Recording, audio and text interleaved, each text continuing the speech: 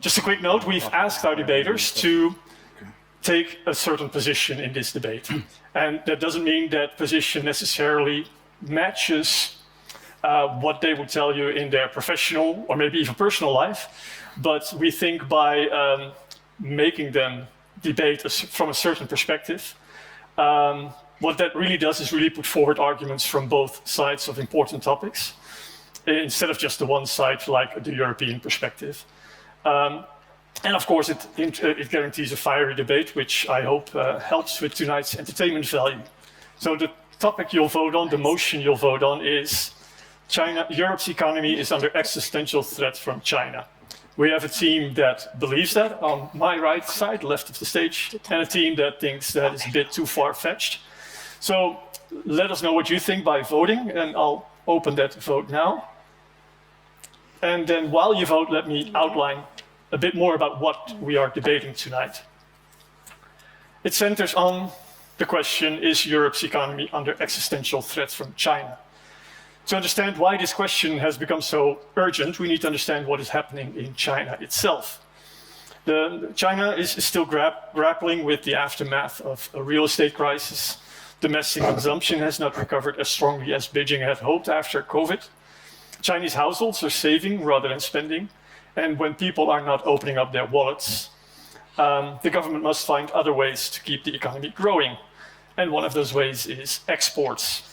And the industrial machine behind those exports is enormous. China, which is the world's largest trading nation by far, today produces around 30% of global manufacturing output. That is roughly twice the share of the European Union, and also significantly more than what the United States produces. And Europe sits right at the center of this relationship.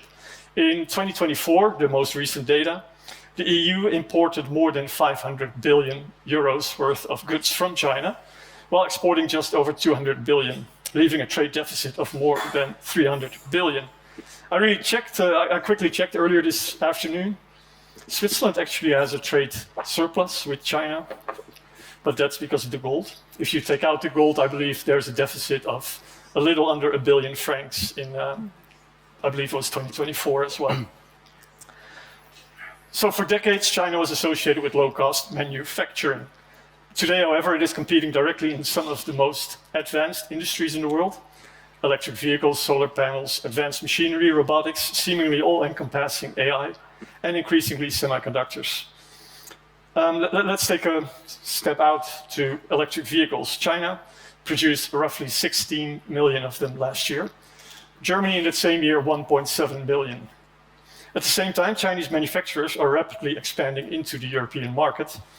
Chinese brands have grown from about 2% of EVs sold in Europe to roughly, in 2022, to roughly 7% by 2025. And that's why, and the term has already been heard today a few times, economists speak of a second China shock. This time not driven by toys and textiles, but by advanced manufacturing happening in industries that form the backbone of Europe's economy. And the impact is already visible in Europe's industrial heartland. Germany's automotive sector employed around 721,000 people in 2025. And that's the lowest level in more than a decade, and down 49,000 jobs in just 1 year. European Commission President Ursula von der Leyen warned that China's system allows it to flood global markets with subsidized overcapacity to choke international competition. Those were her words. Industry leaders also echo that concern. Carlos Tavares, who until last year was the CEO of Stellantis, the company that makes Opels, Peugeots, Fiats, and much more, warned that the Chinese are coming with a massive offensive. They have a cost advantage of around 30%. And for Switzerland, where companies remain strong in high-end manufacturing, Chinese firms are increasingly moving into mid and high-tech industrial equipment and medical technology, and becoming fierce competitors in the global market for Swiss companies. And some voices are even more blunt. At an event in Dublin, JP Morgan CEO Jamie Dimon looked at Europe's economic trajectory and simply told European leaders also present there, you are losing. Others caution, however, that the story is far more complex. After all, China's economic rise has also lowered the cost of green technologies for everyone, accelerated the global energy transition, and created vast markets for European companies. And China's growth expands demand for European exports and has created opportunities to diversify trade, investment, and partnerships. So, tonight's debate asks a fundamental question. Is China an existential threat to Europe's economy, or is it simply a powerful competitor forcing Europe to reinvent itself? Finally, I get to introduce the debaters who will have to do the hard work tonight. First, arguing in favor of the motion, Europe's economy is under existential threat from China. So in this debate, they'll take the position of agreeing with that. We have Camille Boullenois, Associate Director with Rhodium Group, that's Camille, with Rhodium Group's China projects team, where she works on the analysis of China's economic system, industrial policy, and market reform. Then next to her, we have Yanmei Xie, for whom this is the first public appearance as the 2026 Toy Senior Fellow at Asia Society Switzerland. For sure, many more to follow over the course of this year. Yanmei is also a senior researcher at the RAND Corporation and a senior associate fellow at MERIX, the China-focused think tank based in Berlin. Then on the other side of me, end of the debate, we'll find Michael Laha, a senior research fellow, that's Michael, at the Center for Geopolitics, Geoeconomics and Technology, which falls under the German Council on Foreign Relations. Also based in Berlin, Michael does research on China's science and technology policy and its governance. And then, last but not least, we have John Lee, by now a well-known face at this debate, as it is his fourth time participating in one, the third time during a live debate. John was last year's Toy Senior Fellow at Asia Society Switzerland and is the director of consultancy East-West Futures, also based in Berlin. So the flights or the trains from Berlin must have been pretty filled up intellectually. Okay, well, time for me to quiet down and move to the opening statements of both teams. And as is the tradition with an Oxford debate, we start with the team in favor of the motion, Europe's economy is under existential threat from China. They have exactly 5 minutes. Camille, you have the opening statement for the team in favor. The floor is yours. Thank you. Good evening, ladies and gentlemen. Welcome. I should actually thank the Chinese government, which made my job here very easy in October last year by imposing export controls on a wide range of critical products that are existential for Europe's industry, society, and military. Of course, as you know, these export controls were paused for a year after the deal between the US and China. But what better illustration could we find of the existential threat that is hanging over us? Now let's take a bit of a step back and think about the motion itself. What is an existential threat? I would argue that's a combination of two things. You need capability and you need intent. The capability to impose damage that could dramatically harm our economy, and the intent to inflict the damage. Now, I think there is no doubt that China has the capability. It's strategically developed our dependencies on China in a wide range of critical products, and you all know about critical minerals, but the list is much, much longer. It ranges from semiconductors to pharmaceuticals to clean technology, machinery, etc. All of which could paralyze our entire industrial ecosystem in a very short term. No country has that level of control over that many strategic choke points, perhaps except the United States. Now the question is, there is capability, is there intent? So far, we assumed not, right? We thought China would gradually become more like us, closer to our values and our interests. We also believed that the United States would always be there to keep China in check. Well, I think we have learned our lessons. China has proven it was willing to use its leverage. China has been helping Russia in its war of aggression against Ukraine. And we are starting to realize that maybe the US will not be there eternally to help. So we can't just rely on hope and good wishes that China will never use its destructive capacity. But there's no need to go to that extreme scenario. Let's actually look at what is already happening before our eyes at the moment. China's entire economic system is predicated upon investing more than its domestic economy can take, and therefore gaining market shares and forcing other countries to deindustrialize. That was fine for us as long as it was low-tech goods, as you mentioned, right? But now China is actually making pretty much the same products as Europe can make, as good, but cheaper, a lot cheaper. And in fact, the European Central Bank estimated that a wide range of industries, from cars to chemicals to electrical equipment, machinery, face severe job losses in the coming years because of rising imports from China. That's many million jobs at stake. If you just look at Germany, it lost 100,000 jobs in just 1 year last year, right? That's a lot of, a large portion of our economy that is at stake. China is also, and that's, I think, a very important and a bit more complex argument maybe, but China is also forcing the world to react in ways that sometimes can threaten the very existence of our free, open market and economy. The world is becoming more protectionist because of China, because every country is trying to protect themselves. Extremist political parties are rising everywhere because of massive deindustrialization. If we don't react, we will very soon find ourselves in a situation where we have no industry left, we have no manufacturing jobs left, we can't export to the world, and we are in a world of very extreme polarized political parties. So we have a choice to make.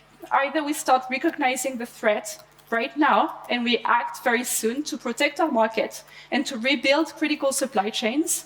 And it doesn't mean stopping all trade with China, it doesn't mean stopping all cooperation with China, but it means acting.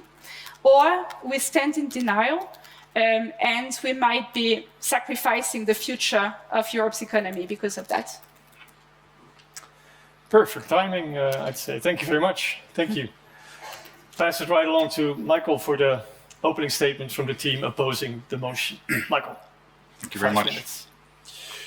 Good evening, everyone. Headlines ringing the alarm of China's rare earth chokehold over Europe and Europe facing a China shock have been plastered on the front pages of major newspapers for nearly a year now. The message is impossible to miss. Heavily subsidized products, in particular in the electric car sector, are being exported in Europe in numbers so large and with prices so low, they will haul up European competitors. European dependence on Chinese rare earth refining is so high, removing this dependence seems almost too large a task. There is a pervasive pessimism in European outlook on its future. And in that, I think there's reason to challenge this. I will look at one major event that happened just last week that I believe will persuade you that Chinese companies, maybe yesterday, maybe today, but not tomorrow, will be a threat to Europe. Last week, the European Commission put forward its proposal for the Industrial Accelerator Act, or IAA. This act is a major victory. It includes the so-called Buy European clause, or to be more precise, it includes the Buy European or European partner provision. This means that once the act is passed, European players, as well as partner countries, say South Korea and Japan, will receive preferential treatment in public procurement and public support schemes. This means that, say, when a South Korean or Japanese battery maker is looking to sell its product to a public power grid or a hospital, they will receive preferential treatment over a Chinese company. The IAA also includes scrutiny of foreign direct investments. So say a Chinese company wants to buy a European battery manufacturer.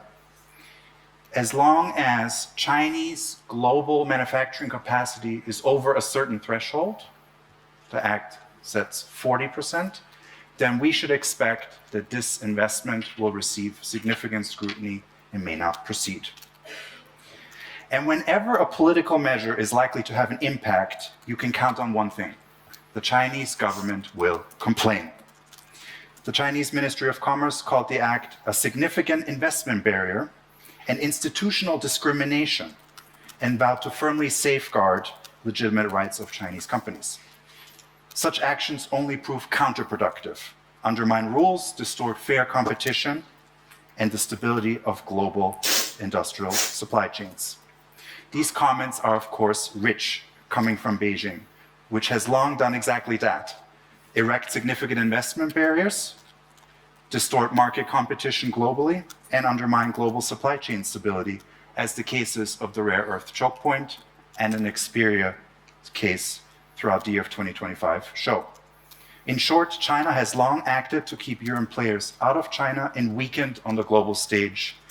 Europe is finally ready to return the favor.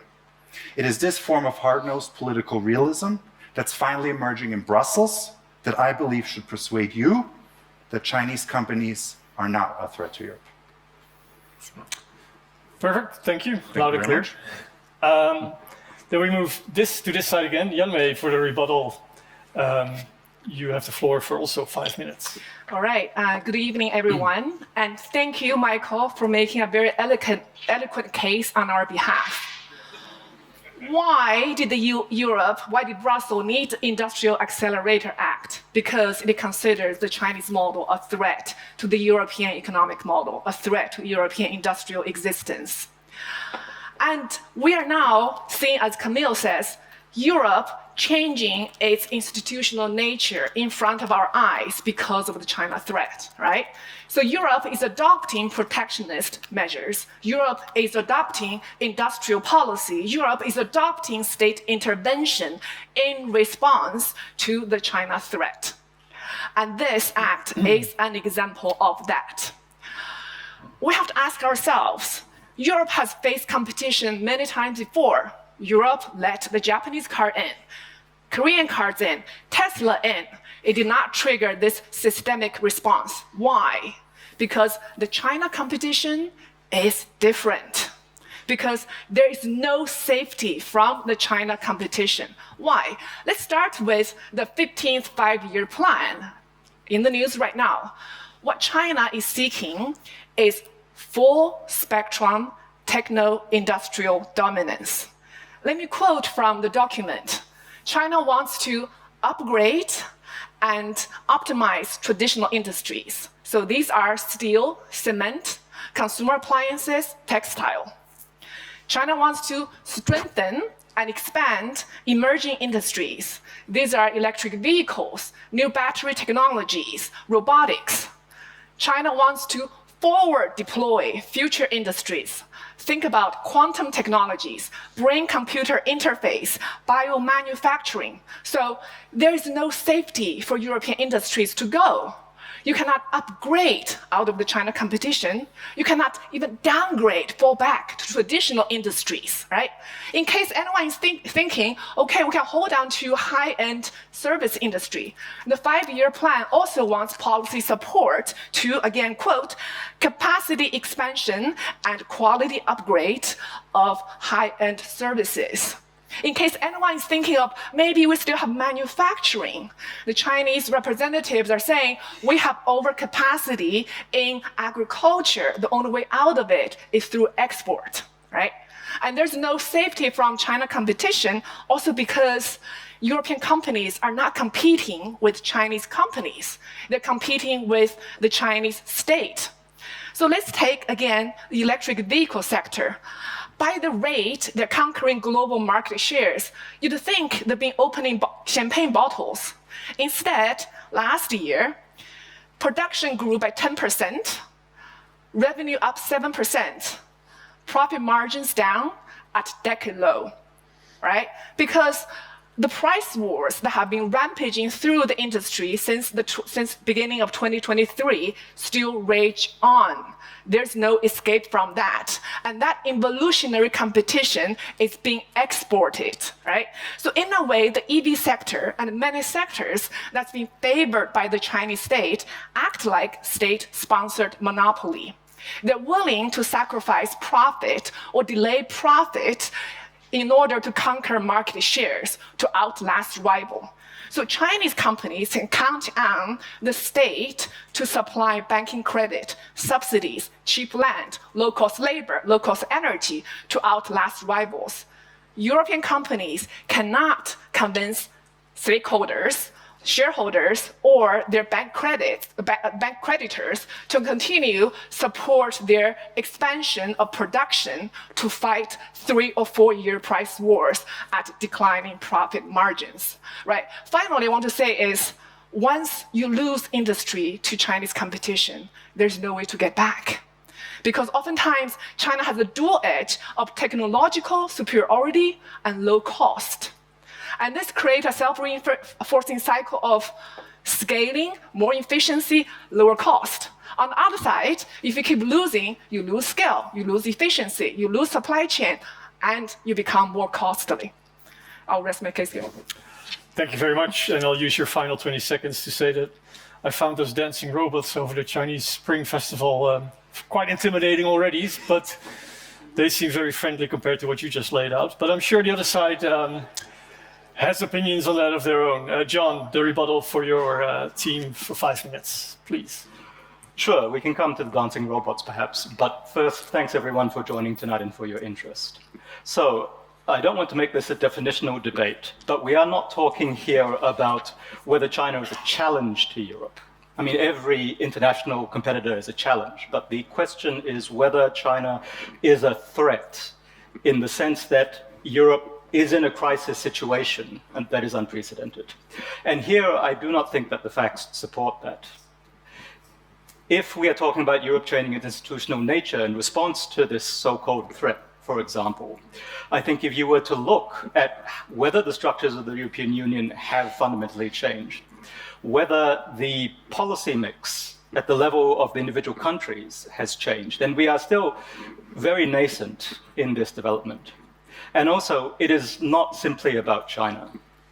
Even if we talk about, let's say, the anti-coercion instrument, the so-called big bazooka, where has the discussion been about that and the need for its use by Europe? It has, of course, very recently been in response to the United States. And there's no doubt that it has utility in responding to the economic challenge from China as well. And we acknowledge, indeed, that many of the factors laid out by our opposition do apply in the case of China. There is a competition there, but what is missing from this narrative is the resources that Europe has to respond. Certainly, as someone who spends much time in the developing world, what it seems to me is that Europe is actually very well positioned to respond to Chinese technological progress and even to what's often cited as the greatest advantage on the Chinese side, which is the scaling and the commercialization. So let's deal with the first. In terms of technology, Camille, a good friend of mine, has pointed out the choke points. But as Michael, in his opening statement, already highlighted, we are talking here really about processing of minerals. If you look at the number of technological choke points where the Chinese have such dominance over global supply chains that they can actually hold you over a barrel using this supply chain, I would suggest there are very few, if any, others. It is really the critical minerals piece, which is the one which has provided the leverage. And there, as we will come to, there are alternatives that Europe can turn to. But even if we talk about many of the categories where Chinese tech is said to be taking over the world, if you were to take Chinese EVs as an example, I can tell you that you could take any of the leading models and the majority of the very advanced tech in there, let's say the semiconductors, processing chips, other types of semiconductors are still provided by American or European companies. Now, that's not to say that the Chinese aren't catching up fast, but the idea that they have taken the lead and are dominating in this technology, I think is a gross oversimplification. These are still very much intertwined supply chains. And this is where we come back again to the idea of, all right, if you accept that Europe, which still has many strengths, may not be the most competitive place to manufacture, the costs may be too high, and so on. There are still many countries which, as our opposition has highlighted, do also have an interest in China not dominating every supply chain and manufacturing.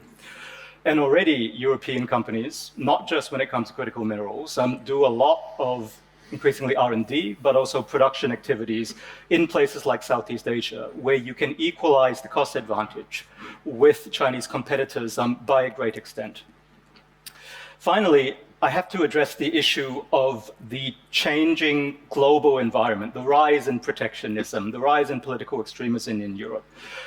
I again must suggest, and I'm sure that those who follow the news, which is everyone here, must agree that the rise of the far right in Europe has a lot to do with issues of identity, issues of immigration, and that issues of Chinese competition specifically are at most a distant second. We cannot blame everything on the threat that the rise of Chinese technology and manufacturing poses, certainly to a country and a continent as rich as Europe. In closing, I will just highlight some of those advantages.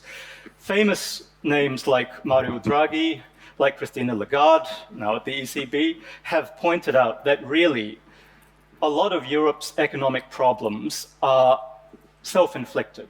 It is the failure to take advantage and to realize the potential of the advantages that Europe still has, strong R&D, wealth, accumulated IP, which really is the challenge, and simply focusing on the competition from China will not address those. Thank you very much. Wow, you're all very strict in the timing. It's quite perfect. We'll now move into a 30-minute Q&A. I'll ask the debaters a few questions. I'll get to your questions that have been submitted wildly on Slido already, and you can still continue to do so. I first wanted to start with Yanmei. There was the argument that there's no safety from China's development plans. And yesterday, on the sidelines of the National People's Congress, which is currently underway in Beijing, the foreign minister of China, Wang Yi, gave a press conference. And he told Europe there, I'm sort of paraphrasing, but not as much as you might think, but Wang Yi told Europe to abandon the lonely attic of protectionism where it has locked itself up in, and join China and the other cool guys, those are my interpretations, in the gym to build Europe's economic muscle and boost its competitiveness. To me, that sounded kind of like, come on, Europe, don't be moping around in the attic. Come and join us. If you can't beat us, join us. It doesn't really sound like a threatening party, does it? I think it's interesting that Wang Yi, China is now against protectionism, right? Let's have a thought experiment. Let's think, rather than China, it's Germany engaging in this kind of behavior. German companies are supported by German state, have unlimited subsidized discounted loans, right? And provided discounted land, sometimes free, and subsidized energy, and with wages through state intervention kept low, and currency also kept low, right? In order to conquer market from rest of Europe, right? And then in that process, the German companies are also willing to stomach chronically low price, profit margins or endless price wars. Would French companies, would the French state protect themselves from this kind of German behavior, right? Would you call that protectionism or just legitimate protection that's necessary to preserve still a free economy from state-sponsored predatory pricing behavior? Michael, how do you see Wang Yi's invitation to join his economic gym? I think the invitation is way too late. Europe has woken up, and I can, since we're in the business of citing great leaders, I can cite a European one, von der Leyen, who just these 2 days said that the European Union can no longer rely on the so-called rules-based order that Europe helped establish and that Europe has long insisted on needed to uphold. I think the train has gone. I have a question from the audience, and I'll first put it to you, Camille. Europe might be dependent on China for a lot of things in trade, but dependence does not necessarily mean that it's threatened by China. Might the perception of dependence as a threat be maybe rooted in general distrust of China? Isn't that why you're debating on the side of there's a threat instead of just competition? Yeah, absolutely. And that's why I insisted on the question of intent, right? I think it's completely fine to depend on a country if you have very, very strong guarantees that that country is not going to use the dependence against you. I think within Europe, if France is dependent on Germany, no one will worry because we have very strong guarantees that it will not be used. Especially in the case of China, again, no other country has that level of dominance. So we're talking, first of all, about dependencies that are very unique, right? They're not just any dependencies. They are extraordinary dependencies on a wide range of very, very strategic inputs. And no, they're not only critical minerals. There are a lot of pharmaceutical inputs, for example, that we would painfully miss if China was to restrict exports of them. There's a lot of clean technologies that we depend on for a green transition, etc. Now, has China provided the guarantees that it will not use that leverage against us? No, on the contrary, it has shown intent, right? Look at the case of Japan. Every time a country is basically making a move that is contrary to China's interest, it uses those dependencies against that country. So I think there is mistrust, yes, but I would say for a good reason. I'm kind of intrigued by your argument, Michael, and John, that Europe has the tools. Well, I mean, Europe is now starting to act and waking up. And I wonder, I mean, the policy machine in Europe is remarkably slow often and fragmented. What makes you confident that this time it'll work, for example, with the Industrial Accelerator Act? John? So just to me? Yeah. Well, that's not the first thing, of course. Michael highlighted it because it's the most recent thing. But you could take another example. The CHIPS Act, for example, has been around for years now. And that, incidentally, was a response to US policy, not to the economic challenge from China. Right? So definitely the wheels have started turning, but not to the point where we're seeing a transformation of the political economies in Europe. You know, this is obviously still seen as well within the capacity of our societies here in Europe to manage. I mean, we have to keep in perspective, right? If you look at a real emergency where you have to transform, you know, the entire way a society is organized to respond to a threat, at least here in Europe, you have to go back to the Second World War, right? I mean, we're not talking about national mobilization, even on the scale that contemporary China does it in response. Like, I haven't seen anything in the political mix in Europe. What you do have is many more targeted measures, which can be progressively scaled. I mean, not to linger on this, but if we use one example, the tariffs, for example, one of the things that has been implemented in response to China, or to the Chinese competition, on certain Chinese car makers, right? That is still at a pretty low level. That could be ramped up to the point where, like the Americans, it's 100%, and then you would have, you know, a much more effective way of debarring China's competition from the market. But it obviously hasn't been seen as necessary to do that yet. But that's just an example of one arrow that's still in the quiver. Right. I want to get back to you, Yanmei. If China is truly a threat to Europe's economy, that would mean it has leverage over Europe. Michael, or John, sorry, mentioned the rare earths topic, but just hot off the press, just one of the last few days, the official think tank of the European Union came out with the report that in which it concludes that China is suffering from economic weaknesses, and that Europe has been too slow to realize how much leverage it itself has over China, actually, and that Europe has overestimated China's economic strength. What is your take on that? Are we just being scared without really needing to be? My take on that, some of the Chinese economic weakness has been actually translated into export competitiveness, right? So if you look at Europe-China trade, in euro terms, Europe generally import twice as much as it export to China. But if you count containers, the gap widens to 4 to 1. So that means for every 4 containers Europe import from China, it sends only back 1. And so that means a lot of the export competitiveness is driven also by price competitiveness. Where does it come from? It comes from, one, I think efficiency gains, continuous improvement in process that drives down the cost, production cost in China. Also comes from deflation in the Chinese economy, which is an economic weakness. It comes from RMB depreciation, right? So in this case, China's economic weakness actually does not come to the rescue of Europe, right?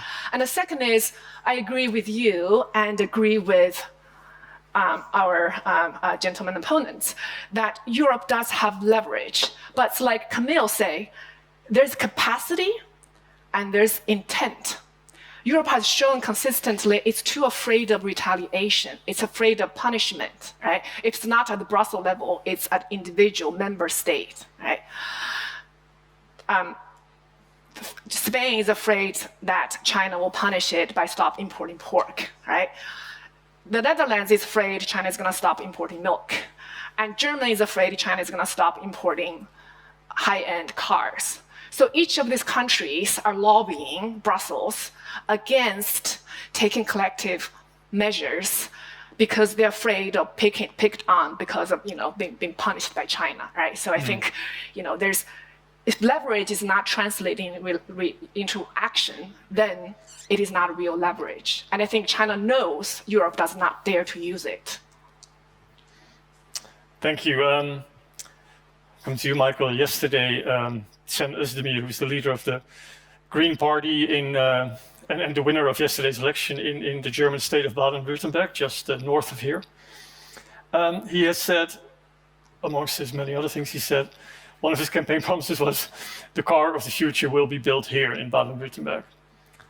And it kind of made me think like that sounds like someone who's now throwing a party for having invented a CD while everyone has already moved on to Spotify.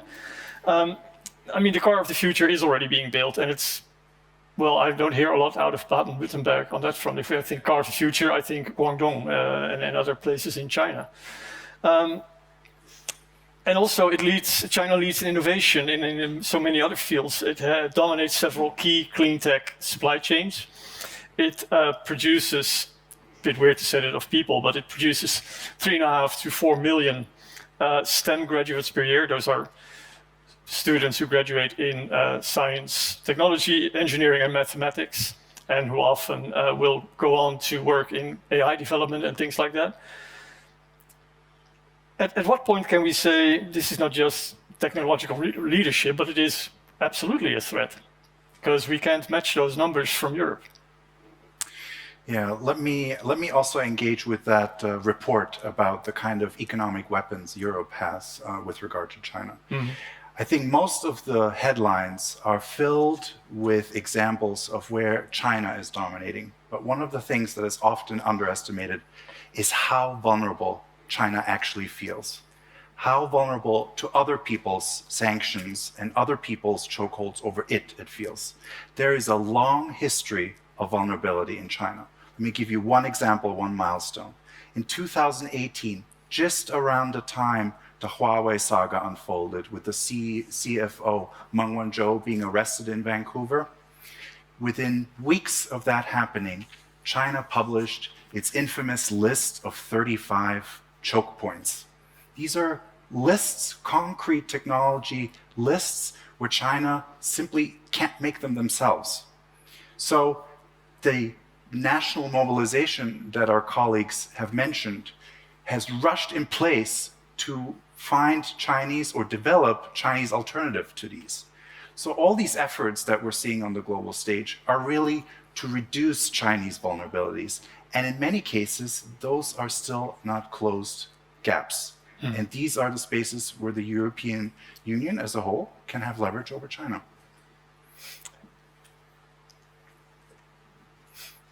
I want to turn to you, Camille. I'm looking through the questions from you, the audience. There's plenty coming in. We still have a bit under 15 minutes, so keep them coming. And I was wondering if you could, if China is a threat, as your side argues, to Europe's economy, but strategically, it's not really smart to be such a dominant force over your biggest consumer on so many fields, right? And is it wise for China to allow the potential destruction of the European manufacturing base and harm in that way also the purchasing power of just consumers like you and me? Well, we have often assumed that foreign leaders were rational, and sometimes we were wrong. So let me just say that. We have, I think, historical examples of to the contrary. I agree with you. It's not a sustainable strategy. Indeed, in a few years, China will run out of export markets to sell their products. It's what has been a very, very successful industrial policy and policy of technological self-sufficiency is terrible economic policy. It's leading to very low economic growth, negative productivity growth, overcapacity, negative, very low profit margins, as you mentioned, etc., etc. But yet, China is doubling down, right? And we see that everywhere in the 15th five-year plan summary that was issued a few days ago. In every single policy document, they are doubling down. So they don't see the need to shift, at least immediately, to a different strategy. And I think that's because export markets will still be there for a few years, for long enough to gain market shares globally, to kill off competitors in Europe and elsewhere, and they will be more dominant as a result. And the thinking is short-term, in a way. It's strategic competition with the United States, right? That's the goal. They need to be strong enough for that. It's not an economic objective. That's not what they have in mind. So I think we have to keep that in mind. Thank you. You mentioned the United States. John, if China is not a threat, would you consider the United States to be an economic threat or challenger to Europe? Or is that okay, like with the... Well, that might be departing a little from the topic of the debate, but perhaps we can approach it from a slightly different angle. Mm-hmm. Yes, the United States clearly is a major problem for Europe at the moment. I would say actually on a comparable level to what China is presenting. But it's a different form of challenge, right? And that's partly because the relations are so much closer to begin with.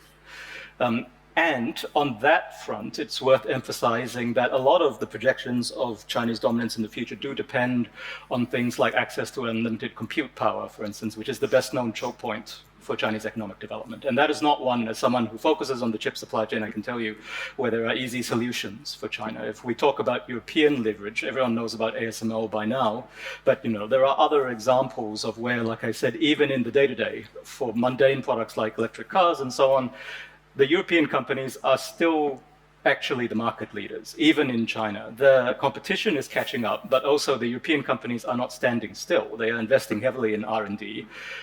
In many of the frontier areas, yes, the Chinese are investing heavily, but you also have very capable clusters in Europe for things like photonics, very well-funded programs for quantum chip development. So in a lot of these emerging tech sectors, it is very far from clear that the Chinese will lead technologically.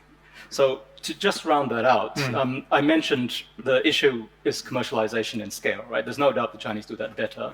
But there are also solutions for that, which may involve more automation, working with partners in the developing world and so on, which basically have not been tried yet at scale in Europe. So I think it's very premature to say that the Chinese will sweep the field. A lot remains to play for. And certainly the Chinese are not the only factor in Europe's economic problems. Right. Yanmei, the motion speaks of Europe's economy being under threat from China. Isn't it, though, more European industrial companies being under threat from China? And not as much the economy as a whole, and certainly maybe not the European citizen consumer, who probably, if I know anything, would be happy to pay a third less for a BYD in Stuttgart than for a BMW. Let's start with Germany, and I'll expand to Europe, right? So I think manufacturing just itself does not count on related industries. It's still 20 to 25% of the German economy. But then let's just ask, like everybody knows the German economic structure. If the Germans do not produce cars, chemicals, machineries, electric equipment, what are they gonna do, right? Is Germany gonna build a Silicon Valley to compete with the United States? Is there gonna be a financial center springing out in Berlin or Munich to compete with London? It doesn't have tourism, right? Even if it makes every day a beer festival, right? As far as I know, it's not terribly competitive in agriculture or mining, right? And so if the German economy becomes a drag rather than an engine for Europe, how much momentum will be left for the European economy, right? So that's my argument number one. And your question of what's wrong with giving consumers the cheapest and good Chinese products, right? So first, chronic trade deficit at the end of the day is IOUs, right? Intuitively, I think if an economy produces less than it consumes, that gap is filled by debt. So in the past, Europe was able to balance the book because it has this major export surplus to other economies, primarily the United States. So now the US is saying, we don't want to keep generating this high surplus deficit, not from China, not from Europe, not from Germans, right? And that makes the US actually not a comparable problem to China, but actually makes the China problem worse for Europe. That means Europe cannot divert some of the trade deficit from China to the United States. At the same time, the Chinese goods that no longer sell to the United States are coming to Europe. So the US problem is exacerbating the China problem. Thank you.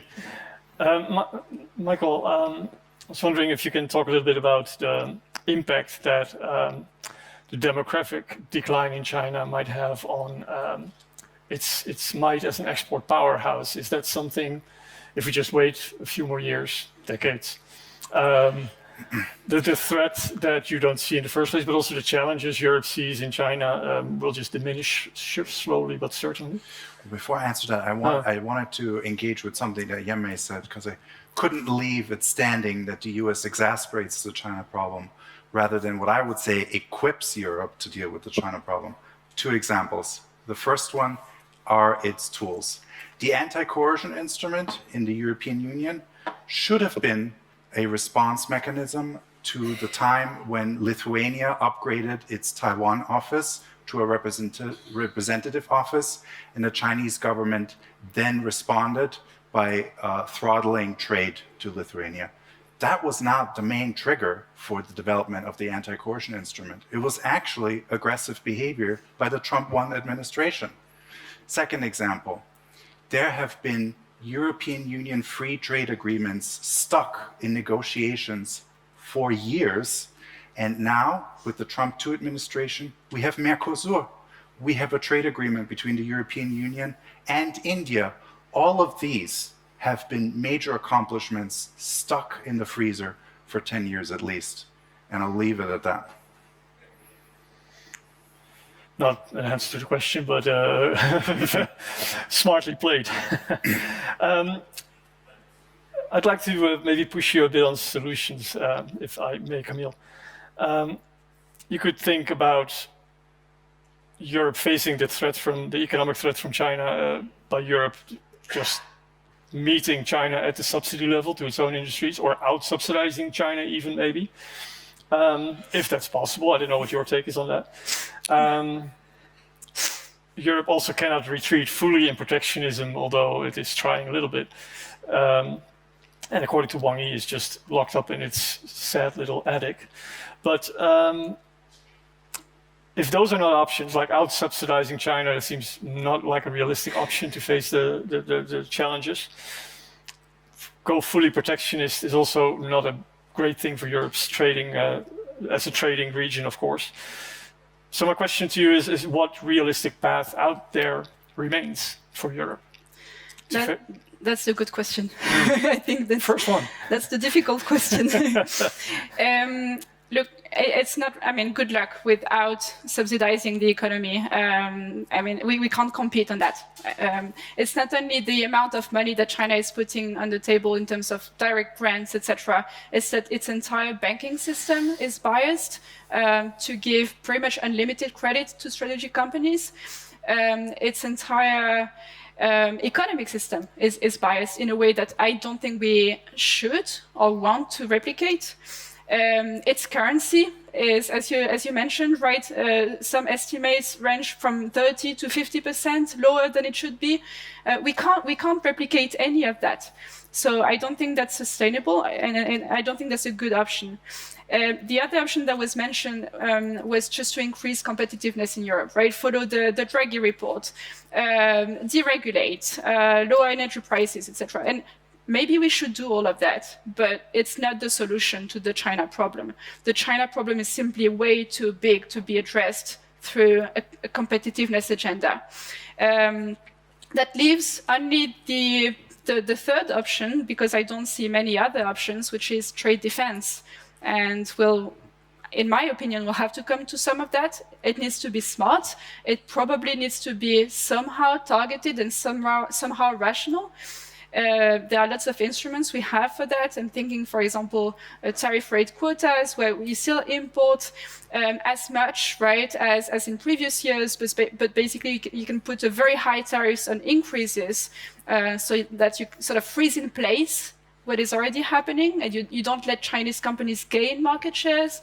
There are a lot of ways to think about this, but I don't see us solving the issue through other means than at least a bit of trade protection. We're getting close to the end of this Q&A session. John, I wanted to ask you, you don't believe there's an existential threat to Europe's economy in this debate, at least, from China. But someone from the audience wonders, would you consider it a threat, though, if TikTok gets blocked in Europe?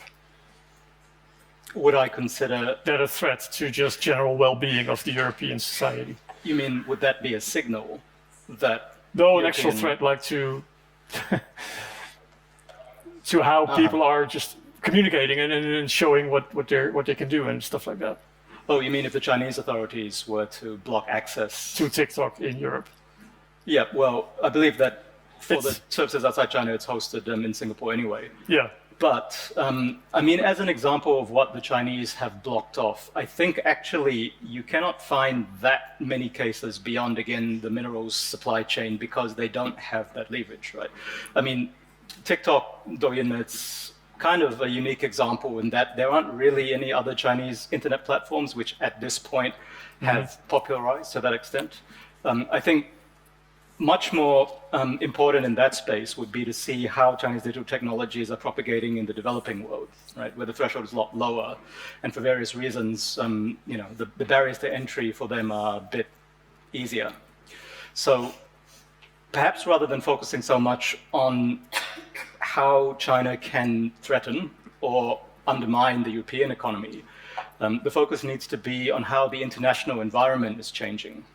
And of course, we've all had an object lesson, thanks to the current administration in Washington, into how rising tariff barriers can change the situation. But also, I think the piece that's often missed in Europe is, in a world where Chinese companies are serious competitors and there's a large adoption of Chinese digital tech, especially with all of the information security issues that go with that, in the countries which have most of the people in economic growth going forwards for the foreseeable future, which is everywhere outside Europe, basically, and the other advanced economies, then what is the response to that? But maybe to tie that up, when we again think about how to conceive the China challenge in Europe, I think we have to recognize that it is not a bilateral issue, right? This is still an interdependent global economy where the other countries get a vote. They are not shutting out Chinese technology. I personally think that if you look at many of them, there is more openness and willingness to continue working with the Chinese despite everything, then there is a trend towards protectionism and shutting the Chinese out. So if those are the choices which are being made in the global south, then how does Europe respond to that? I think that is the correct way to conceive the Chinese challenge. Sounds like a debate for next year. Thank you very much. There you go. It's time for the closing arguments from both teams. It's the final chance for each of them to win you over to their side of the debate. We'll do that in the same order as at the start of this debate, meaning the team arguing in favor of the motion will start with the closing arguments. Camille, the floor is yours. Well, we've heard a lot from the opposing team that China is not a threat because the EU is acting, that China is not a threat because the EU is not acting, but is acting on the US instead. In fact, I would argue that China is a threat, but the EU has woken up to the challenge, but it's not doing enough yet. And so China is still a threat, and we should act more on it. I would add also that it's getting worse. Our dependencies on China are rising every day. China's dependencies on us are declining every day, and that's the strategy. Michael, you mentioned the 2018 choke points report. The point here, it's 2018. It's been a very long time that they mentioned this, and they've been acting on it, and they've been pouring all their resources and addressing the challenge. I don't think we have a 2018 choke point report on which we have acted, and we should probably. Another point I wanted to mention to conclude is that new dependencies will arise. Think for a second about manufactured goods, connected goods with AI embedded in them. That's the next thing that China is going to export to us, right? And that raises new challenges of data security, of how we manage this data issue, etc. So a lot of new threats are coming from China that we are still grappling with. On the other hand, there's a vicious circle with deindustrialization and losing market shares, in the fact that it's not only revenues, it's not only salaries, but it's also the R&D that is not reinvested. It's the innovation that we lose. It's the talent, because who is going to go to university and train in an area where there's no job? It's the fiscal revenues, and we see that already in Germany. Towns losing their fiscal revenues, not being able to invest locally because of that. So it's a whole ecosystem that is, I think, at risk. Thank you very much. We'll move right over to Michael for your closing statement. Sure, great. I want to engage with something that Yanmei said very soon after I spoke. She gave us an outline of the 55-year plan, and she used the words, China is seeking full spectrum self-reliance and dominance. China wants to expand in certain industries. These are statements of want and need, not of have. China's public statements, lists, and plans are full of ambitious statements. Let me give you a snapshot from this 5-year plan, because I too read it. 3 examples from a list of 10 industries that China seeks to dominate and wants to be dominating in. First, integrated circuits. While in AI, large language development, China is probably behind a few months from American large language model developers. In the chip design area, there's a year difference. And in the development of the lithography machines that actually make the chips, we have at least 5, maybe even a decade head start, the US compared to Europe and China. The second area that China wants to dominate in is embodied intelligence. This refers to AI that isn't just text and language, but is AI that can navigate the physical world, like using video feeds and temperature sensing. Why is China putting its eggs in an embodied AI? Because it's losing the AI race against the United States. It is still, after years since the DeepSeek moment, months behind the United States. And last but not least, China wants to have a domestic aircraft. It in fact has a domestic airliner as a result of its COMAC project. But this domestic airliner is full of European parts. The last I'll add to that is that when Friedrich Merz went to Beijing 2 weeks ago, one of his major accomplishments is an order of up to 120 Airbus airliners. And the reason is because China can simply not make one as good as that. So keep in mind that China is just as vulnerable as it wants to dominate. Thank you very much. And now we're going to Yanmei for her closing argument. I like that. I think that's the most optimism I've heard from a German for a long time. I want to follow up on what Camille just said about new dependency developing as we speak, right? Again, apologize to the Germans in the audience. I'm going to pick on German companies again, right? So German companies now describe China as a corporate fitness center, where they must be in order to stay fit, to learn from the Chinese innovation, right, and benefit from China's supply chain and innovation system.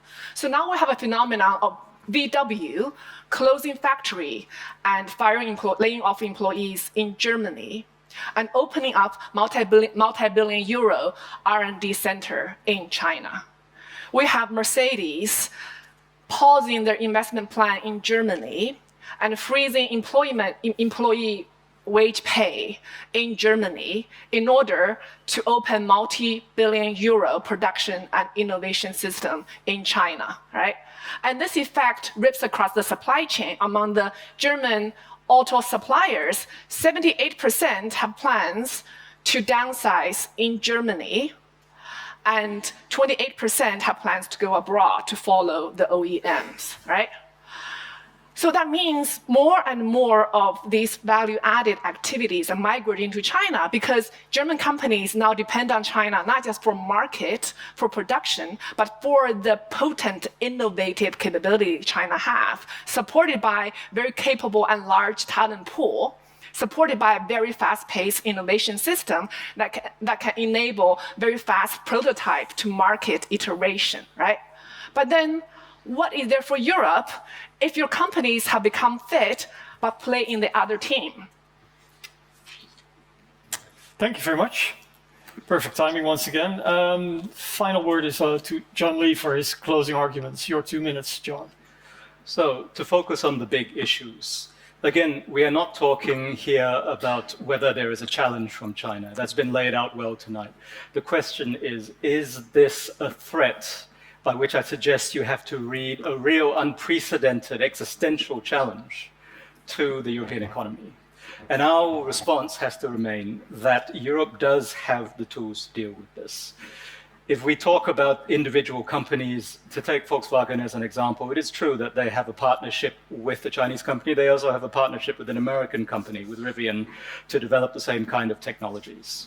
And I think that illustrates how there are many moving pieces here. You can certainly build scenarios in which Europe's economy sinks in the next 5-10 years because of Chinese competition, but you can also build many plausible ones where Europe competes effectively, and that depends on the policy choices that are made, using resources which Europe has. That's not hypothetical. Again, strong R&D system, lots of money, increasing political will. I think that is changing, but also what happens in terms of the wider systems, the computing power, which the Chinese still have restrained access to, compared to Europe, which, despite everything, still can access, for example, American computing power. Whether American markets are open to European companies to generate those revenues. And the ecosystem, as Camille mentioned, in Europe, is there and able to be developed? It's a question, again, of whether the measures are taken in time, and we are seeing the trends moving that way. So it remains very speculative, but I would say that there, again, if you were to look at it from any other party's viewpoint, are three big players in the world. There is the US and China in the economic and tech space, but Europe is still in the game as the third pole. And it's a question of whether it can use the tools to meet the challenges from China and from many other quarters. Perfect. Thank you very much.